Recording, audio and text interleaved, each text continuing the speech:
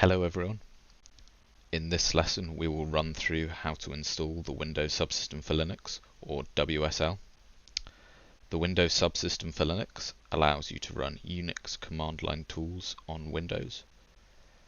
As most cloud engineering tooling has been written with Unix-like environments in mind, it is currently the best way to get started on your DevOps journey if you are a Windows user. The first thing you will need to do is open your Start menu and open a PowerShell prompt.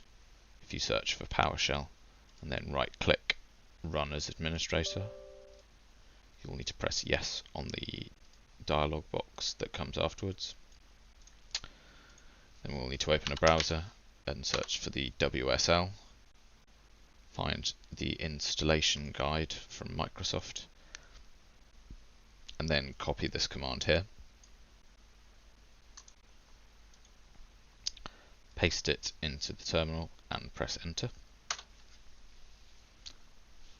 At this point, if you've not done this before, it will prompt you to restart, so go ahead and do that. I don't need to do that as I have installed the WSL on this computer in the past, so I will skip that step. The next thing you need to do is open the Microsoft Store and search for Ubuntu. You will need a Microsoft account to do this, so if you haven't created one, you will need to sign in before you can. Other Linux distributions are available for the WSL, such as OpenSUSE and other versions of Ubuntu, but we're just going to use the standard one here, and we'd recommend you do too for a couple of reasons. The main one being that Ubuntu is the most popular and most commonly used of the Linux distributions, and that will mean if you run into any trouble, you should be able to find help much easier than you would with, say, something like OpenSUSE.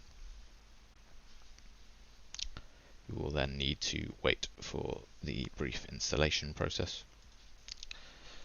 and create a username and a password.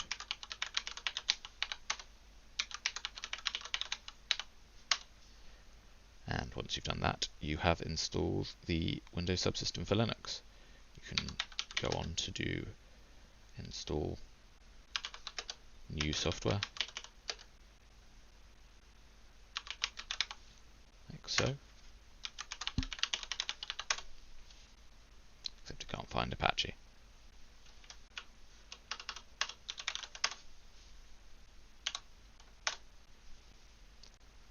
And that's how you install the Windows Subsystem for Linux.